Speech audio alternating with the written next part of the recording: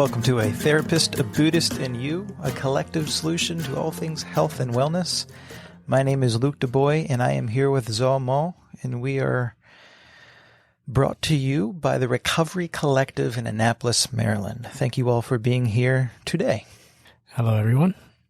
Good to be here again. This is Zhao. And he's Zhao. Today is part 2 of our why series. Episode 9, we talked about therapy and unpacking the stigma and barriers of therapy, why everyone should try it. And this is kind of part 2, where we get the Buddhist perspective of why and why meditation, why mindfulness. What a better topic than that. Yeah. Yeah, as you're talking, it just got me thinking that the actual parallel of why see a therapist would be why see a meditation mentor. Mm-hmm. But that can be another topic. But yeah, the original thought that I had was, why meditate? And my intention is to deliver a message of what is actually in your way to meditate. I am not a regular meditator. This is a good one for me. Yeah. Sounds good. I will share my experience and also present, things that might be useful. Hopefully that will be useful. Yeah, I don't know. It's a very personal thing, and I usually don't, until I started practicing with groups later, it's always been a very personal thing, and I don't even talk to people about it. But looking back, for me, it has been a very useful refuge, a useful friend, a useful coping skill for me. I don't know where I got it. I don't know if it's ancestral or genetic. I'm not sure. But meditation has always been my go-to, to find some kind of shelter in the storm, to find silence. And I've used it a lot, even in my struggling days with addiction. I never really stopped. To kind of make it relatable, is about if I'm going to do something, I want to do it perfectly, which also means that I'll gather all the information, and only if I get all the right information, I'm going to start, because I'm going to have a perfect start. I think that thinking comes from a place of fear, comes from a place of, what if I don't do it right? So, but what is helpful, not just with meditation, just life in general, first of all, humanity in me says that I am imperfect, which is very inviting. So I would rather start and make mistakes and get better instead of waiting for the perfect moment, waiting for the perfect information. People also talk about what's the best way. How do I find the right meditation teacher? Where do I find the right, meditation teacher? And then the answer usually is, you don't have to go find one. Start meditating, and then the meditation teacher will find you to go within. I think of some people not starting until they want to do it, set up the conditions perfectly. Well, I don't know what perfect meditation even is, or if anyone does. I don't think I can even fathom that kind of enlightenment. So I was very fortunate in terms of my beginning meditation practice, is someone gave me advice, and that was good enough to get me going. Just meditate. Okay. I don't know what that means yet, but I'll try it until you give me some more guidance in that. But I'm grateful that one wasn't a hardship for me in my beginning journeys of practicing mindfulness or meditation. I couldn't fathom perfection besides a saint, besides Buddha, besides perfect enlightenment. Yeah, there is a concept of friendliness, which is kind of a translation of the word metta, or loving kindness, is friendliness. And I have a choice, I can decide whether I live in a friendly universe or a hostile universe. But meditation is a turning point for that decision. So what I mean by that is that the more I spend time, not to isolate, but just with the right effort of learning who I am, and then trying to be present with my mind, it creates that intimacy of friendliness to myself. And I do value relationships a lot. My life is where where it is today because of all these amazing, also terrible, relationships all my life. And I really value it. But at the end of the day, not for selfish reason, but like all you have is yourself. Not to like be selfish, but there is a saying in Buddhism which goes, I don't want to say it in Pali, I might butcher it, but it translates as one is one's own refuge, one is one's own savior, which can be a little misleading. It's not like a self-will thing. At the end of the day, you are the one who can help yourself.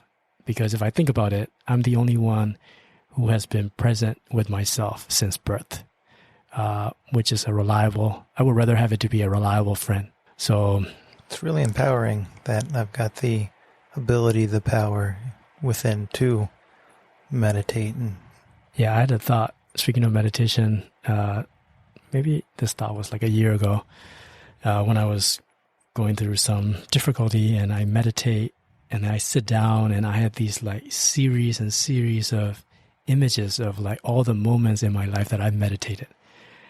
And like it's temples, some pagodas in Burma, like in the bathroom or on the plane, there's something very uniting about that. And then when I sit cross-legged, which is also a sign to the universe that I'm not going anywhere. It is an act of surrender that no matter what happened, I'm not going to move. I'll be here.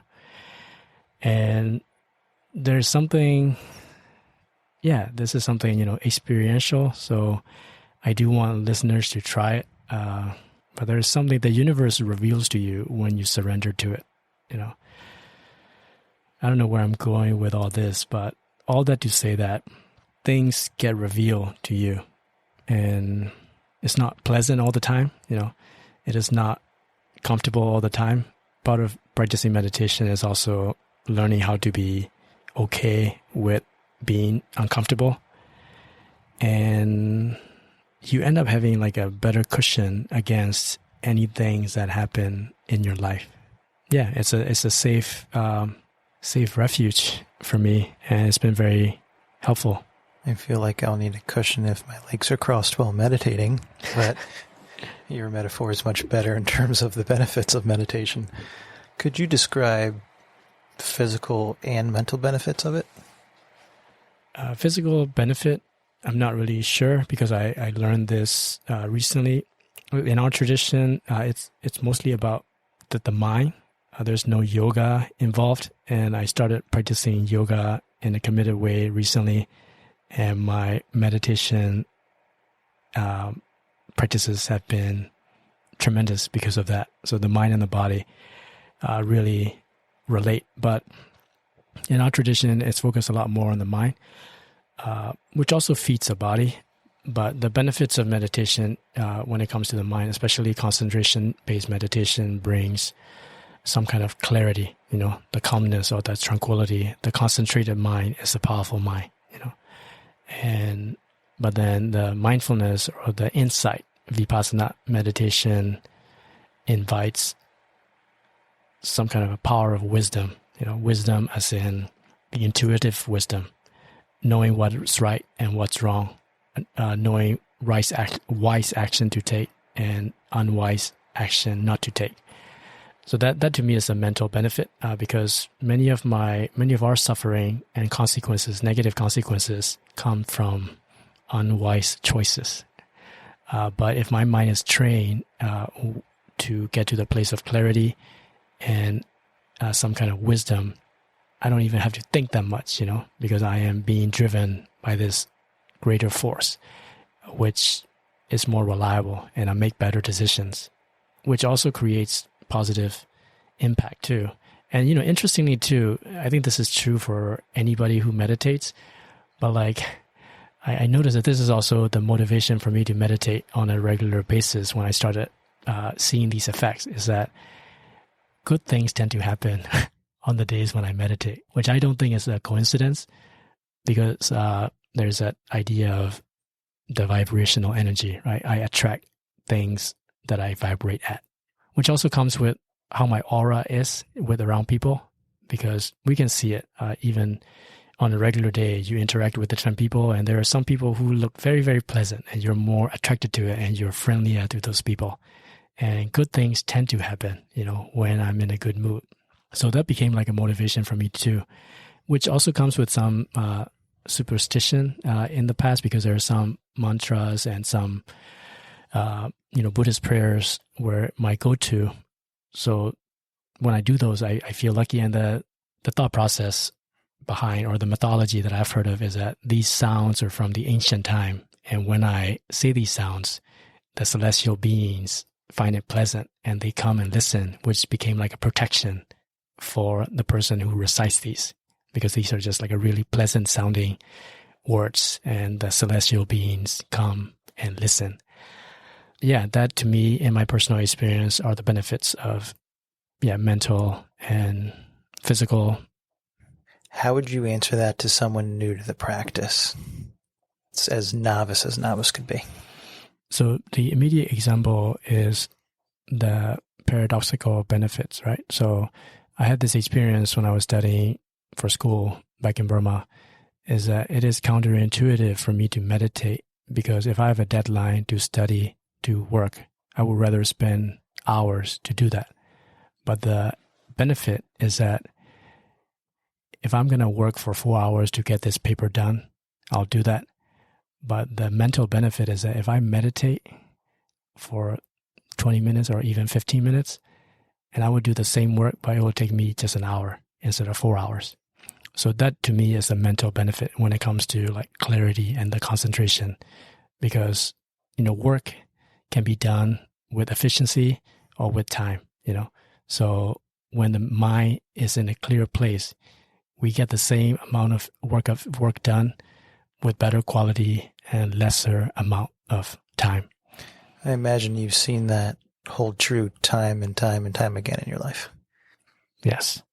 The example that I give, being a former clinical director at a residential inpatient treatment for substance use, you wear a lot of hats. Your door is knocked on for questions a lot.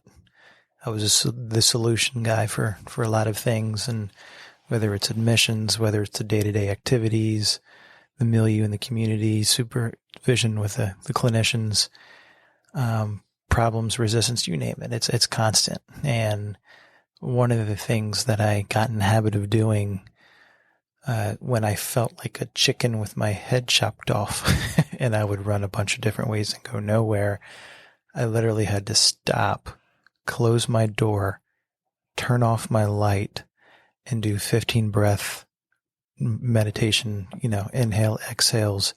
And what I would do in the inhale is inhale metaphorically or even physically love, insight, peace, serenity, and I would exhale every thought that I could through my breath.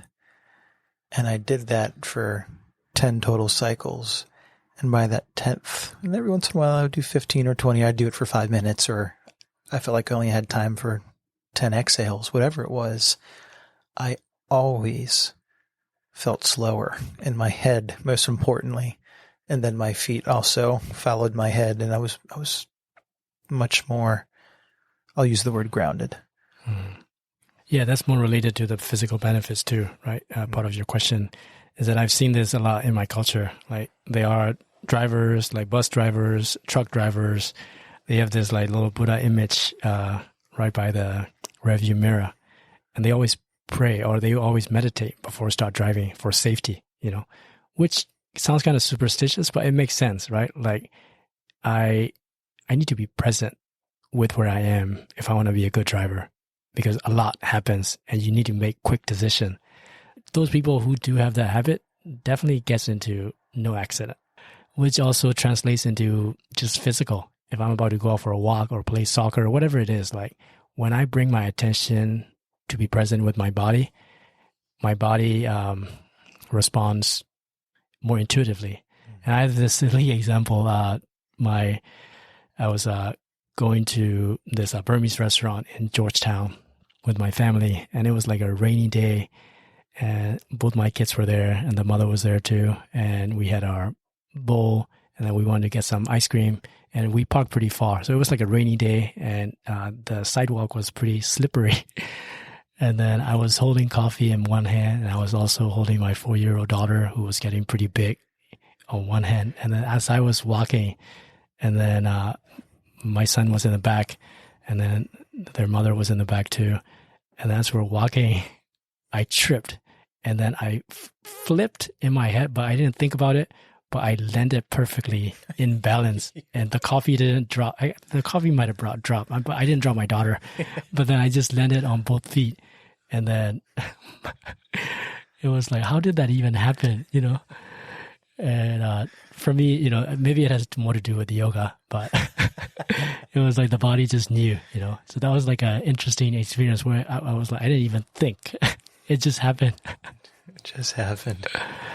I just visualized there's this old commercial of, I think it was Coca-Cola, and he has this big, cup, jumbo gulp size of Coca-Cola, and he's on the roller coaster and he's doing flips, and he didn't spill one drop. He was completely in that moment of completely centered and didn't spill a drop. I'm sure some alcoholics has also done that on piers and on boats and on, but you were not in an altered state. I have a mentor of mine. She moved down to Bethany. For the past 30 years, she's never had a radio or XM on her car, no CD, nothing, no Bluetooth. She has never turned her radio in her car. And that is her time to consciously, during the stops, during the lights, she does breath work, and she's with herself in a mindfulness approach. She's never turned on the radio in any of her cars in the past 30 years. And that's time for her to, whether it's 2 minutes or a 4 to 6 hour drive, she never turns on her radio so she can do what she calls mindfulness breath work. Yeah. It all comes down to, spirituality, which for me translates as connection. What is your connection to the universe? How do you connect? And meditation bridges that gap. Yeah, that's it. Spirituality, a sense of connection, a sense of belonging, and a sense of, I guess the term that is more user-friendly or more beginners-friendly is meditation makes you to be, or helps you to be in the flow, which I think is a good figure of speech, to be in the flow, that to be in harmony with things. You're more at ease with the way things are. Yeah. I think you're giving a good explanation of how meditation can help cultivate compassion and empathy towards oneself, or potentially others. And all these things are great and can lead to peace and serenity and insight and connection and groundedness, even if you flip. But there's still barriers. Why are there so many barriers to a regular practice of meditation?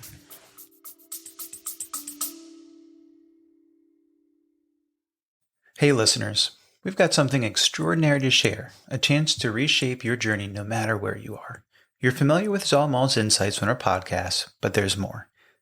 Through the Recovery Collective, he offers life, mindfulness, recovery coaching, and meditation groups guiding you toward a fulfilled and mindful existence, no matter your location. Zal's journey from a Burmese Buddhist novice to a skilled practitioner equips him with timeless wisdom and contemporary strategies. Whether you're navigating life's shifts, seeking clarity, or pursuing self-awareness, Zal's coaching serves as a compass guiding you toward success. The best part? Zal's approach centers on your growth and empowerment. He equips you with tools to tap into your inner strengths for continuous evolution no matter where you are. Ready to take that next step in your personal growth journey? Connect with Zalmal and the Recovery Collective at 240-813-8135 from anywhere in the world. Investigating in your journey reaps immeasurable rewards. Let Zalmal guide you toward resilience, clarity, and empowerment no matter where life finds you. Now, let's transition back into our conversation. Stay tuned, stay curious, and keep your journey growing.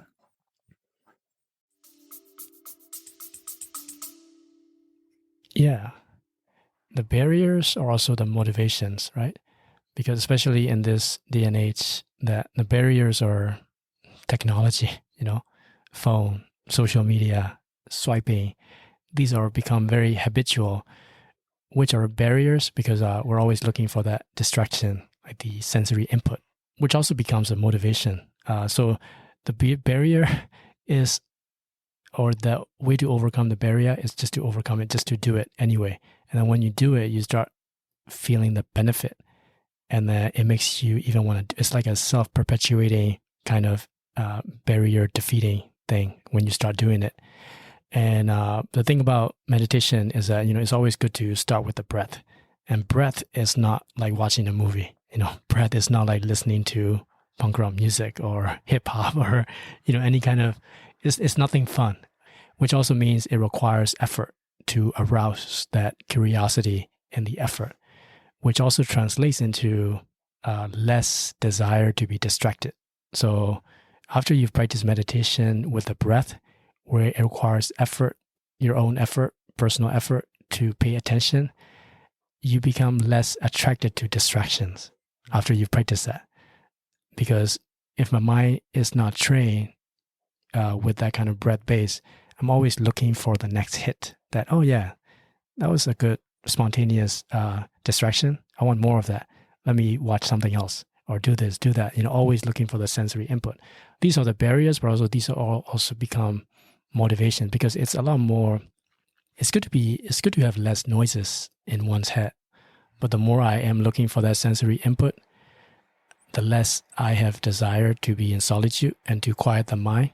So I hope I'm answering your question of like the barriers are actually the motivators to meditate.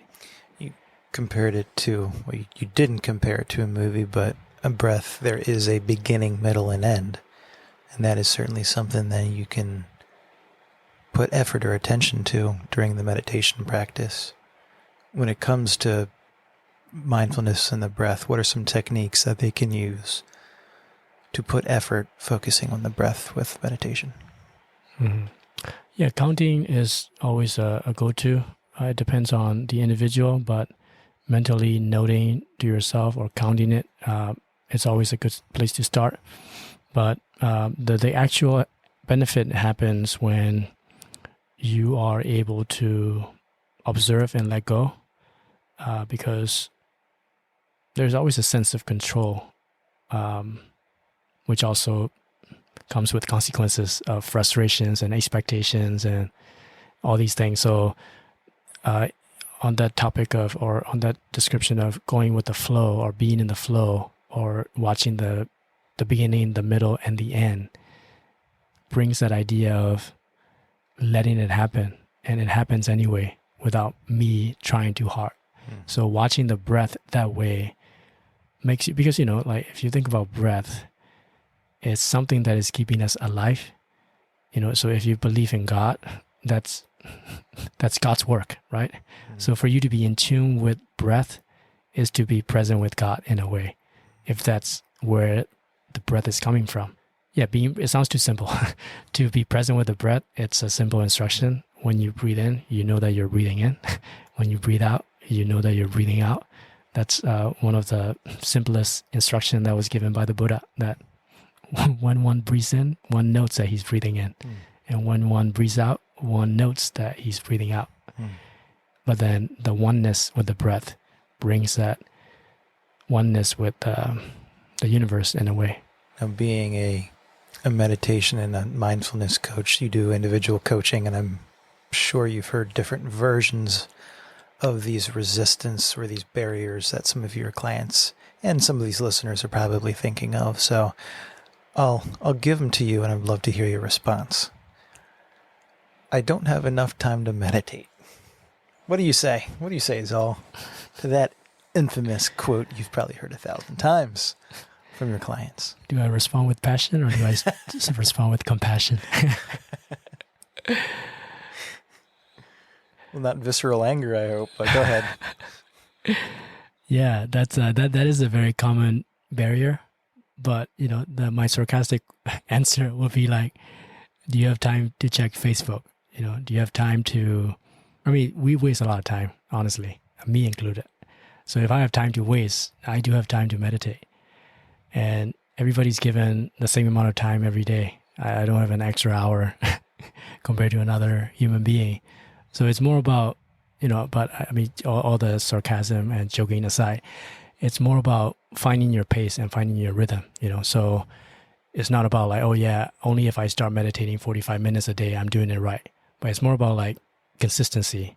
So just try it, a minute, 2 minutes, 3 minutes, any time of the day. And then the more you try it, this is also what I was trying to say in the beginning, that becoming a good friend to yourself is also learning your own pace, what's good and what's not good. So to start doing it, kind of like setting aside that I don't have time, but let me just assume that I do have time, even if it's 2 minutes, and then start doing it. And then you'll discover the rhythm of, oh yeah, I have a couple of minutes after I brush my teeth, or before I start driving, before I turn on the radio, or before I start listening to a podcast, I have 2 minutes, or getting to an appointment, whatever you have, 5 minutes early, and then sitting there and meditating. There's always some pocket of time, especially if you have that mindset of, I don't need to meditate 45 minutes to get the effect. I just need to start doing it. Then the world opens up that, yeah, of course, I do have time. I do have time for anything. You started answering my second barrier or question that you've heard before, I'm sure some of the listeners are thinking. My brain will not stop racing. I can't sit still for more than 10 minutes, let alone meditate for 10 minutes. That's part of the practice, right? So is it true? Until you actually try it. And if it is true, you can watch it. If it's true, you can watch it.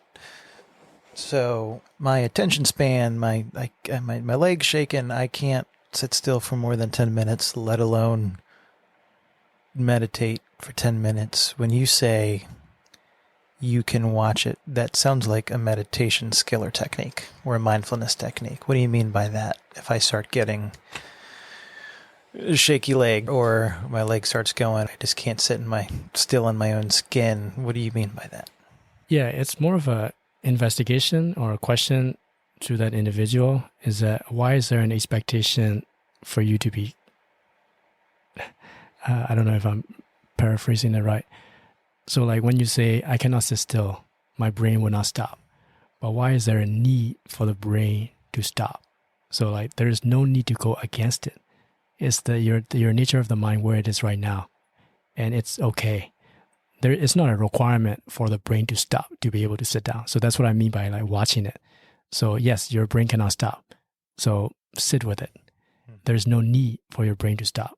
Then I'm putting expectation. Only if my brain stops, I can sit, which is an expectation, which is a self-projected reality. So that's what I mean. Like question yourself, like why is there a need for my brain to stop? Another one is, all right, mindfulness coach. Let's see how you answer this one. I'm scared of where my mind might go if I were to meditate and sit still.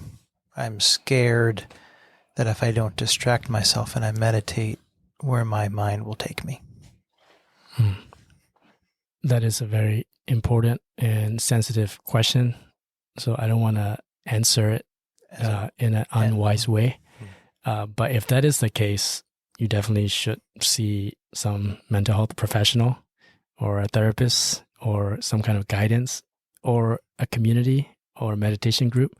These are all very useful tools because in our tradition too, there have been some stories where, because, when mind advances to different places, there has been some psychotic episodes when people meditate and then they get to certain levels and they're like, I heard this crazy story when I was young, this lady who was at a retreat and she got into like a really good mental absorption, almost to the point that she believed she was a snake and she started crawling like a snake.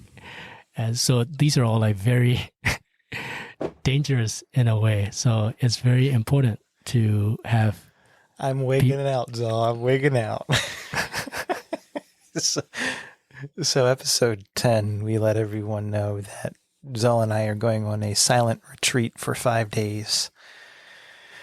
And my meditation endurance is not up yet. So all of a sudden I hear Zal say, a lady begins to hallucinate after doing a retreat for multiple days. And Yeah, I mean, that's why they are structures, right? Like when you are at a retreat, a proper traditional retreat, you report to the meditation mentor on a regular basis to report and also do an honest report. So there's an aspect of like checking in.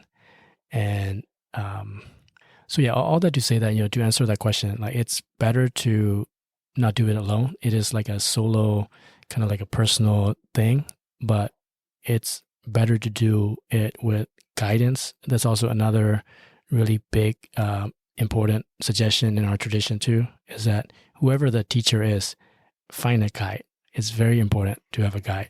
That makes sense. We're going to a silent retreat in October that we announced episode 10. And like I said, I'm a little nervous. 3 days is one thing, but we're stretching out to 5 days. So I can only imagine my journey if I make it 5 days. But like you said, you're explaining a guide, someone to check in with, that there is still a communal, we're sharing a room, even though we're not talking, even though we're not reading books or checking electronics or drawing, we're really trying to stay committed to the silent retreat recommendations. Yeah, I don't know if this is entirely related to what you just said, maybe a little backtracking, because I couldn't get that question out of my mind, because that's a very, very important question that I want to address properly about. I am worried where my mind would take me, You never know, because it can be suicidal thoughts. It can be like wanting to hurt somebody, wanting to hurt yourself. So that's a very, very serious question. So I don't want to like ignore that. Because relating back to my tradition is that also relating to the celestial beings and stuff that I talked about earlier. That's why the refrain part is so important. As I have mentioned this before too, earlier about the Four Noble Truths, that there's a morality part, which creates a protection for you. So that is kind of a requirement. So so meditation comes later in the Eightfold Path, the right mindfulness, right concentration. But in the beginning, it's more important for me to get my mind to be protected, which comes with some ethics. So if I have killed somebody and I'm like trying to hide it, if I'm running away from it, and if I go and sit in silence in meditation, I'm going to be haunted, Yeah. So there's a requirement for that protection. That's why we have these codes, or some kind of an ethic, morality in a way to ease the mind. So that is important because, not drinking is important. When you go to a retreat, there are precepts that you have to follow. So that to me is also something that should be mentioned about before silent meditation. It's not like you get on to some drugs and then go sit in silent. That will be a different story. That will be scary. Or you don't violate some things and then go meditate. But there are some requirements first. And we certainly take that very seriously at the Recovery Collective. A lot of times there'll be pursuers of working with you individually, and they may see one of the mental health therapists and myself for mental health individual therapy before they see you for their mindfulness work, or they come see you and you do initial screening. And sometimes you may recommend, before we go down that path, that they see one of the mental health clinicians at the Recovery Collective first. Yeah, it's important. Yeah. So you have to circle it all back, why meditate? An NFL football player, very famous. He's one of the top tier quarterbacks in the NFL. And he's known for doing things like ayahuasca and finding ways for, he's an avid reader and find ways to connect with himself, insight. And in some ways, he is certainly grounded. But when you share about, in terms of the silent retreats and connecting with a retreat leader, what do you call it when it comes to the mindfulness retreats? When, for example, in October, when I'm in day 3 and I feel like I'm losing it and I do a check-in, what does that look like exactly? Yes, like an assessment or reflection of, what's happening, what are the things that you're observing. You made note of that you connect with someone and you're very transparent to the person of how you're doing. Like, what is that person called? Yeah, like a meditation facilitator or the guide. Yeah. And they have specific questions that they ask you. I haven't experienced that in the retreats in the U.S., but those are the ones back home where they have series of questions that they ask you to kind of gauge where you're at and then what you suggest to do next. So the football player Aaron Rodgers is kind of in this dugout underground dirt room, and it's, from my understanding, like complete pitch dark, pitch black. So that sense is removed, and he's by himself. He's not in a communal setting. And there is someone that drops off food at his door every day. And it was supposed to be a 5-day silent, pitch black retreat. Is there any benefit of doing it that way and like that darkness from what you see? Yeah, it really depends on the background of that person, right? Like how grounded or if somebody has like a mental health background or like drug abuse, that is the most dangerous thing that one can do. But if you have been a monk or if you have these like, I don't know, it depends on the background. So there is no judgment, like a universal judgment for that, because some people can benefit from it, but some people can go crazy from it. Because it's also, it can be an inspiration for a spiritual person. That's when they connect with the source and they get inspired. But also it can be a scary place too. So I don't think the benefits are universal for that. Yeah, I don't think I'd make it past 2 days either myself in pitch black, but what else do you want to inform us in terms of why meditate? Yeah, so I do want to conclude it with this, speaking of relationship, like life is all about relationships, and relationships are all about communication, and communication is all about listening and talking. So that's a series of thoughts that I just listed, but it is, so that by relationship, what I mean is that there's always a relationship between me and myself, like a self relationship. And if you are somebody who believes in God, there's a relationship between you and God. And for these relationships to thrive and nurture and to grow, it requires time and it requires interaction, which comes listening and talking.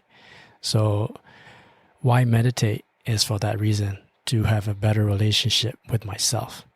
So when I am busy doing things with other people, I am interacting with those people, which are also helpful, especially if you have like really, really good, caring friends. They always ask you, how are you doing?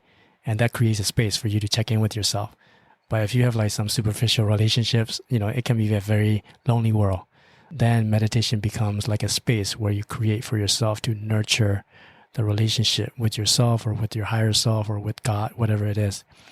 So it's a very nourishing thing to develop the relationship, because sitting in silence, in stillness, is about listening. The best prayer is to listen. But the listening part doesn't come first, I have to put something out there and then listen. I hope that's helpful. There's nothing I can add to that. So thank you, Zol, for giving us a masterclass on why meditate. Greatly appreciate that. And I think in future episodes, we'll talk about techniques that I will do to begin more regularity. Like you said, I find time to brush my teeth. I can find time to meditate on a daily basis. For me, 5 minutes. That seems like a more palatable thing than allowing my brain to take me into fear of 30 minutes, even though I probably have time for that too. But we'll start with a chunk size of 5 minutes. And maybe we'll keep myself honest, and I'll check back in and see if I'm actually doing that 5 minutes of meditation a day. Yeah. Keep me posted. Absolutely. It's not a test. It's not a competition. But saying it out loud certainly makes it more real. So thanks everyone for listening. If this is your first and you want to keep listening, or your 8th or 9th, 10th listen and you haven't liked, commented, or leave a review, that's wonderful, especially on Apple Podcasts and the other places where you can leave reviews. We say that is our handshake agreement. We provide this rich and hopefully valuable content, and as a result, you guys can give us a comment and a follow and a listen. That we'd greatly appreciate that. My name is Luke. And this is all. Thank you all. See you next time. Bye.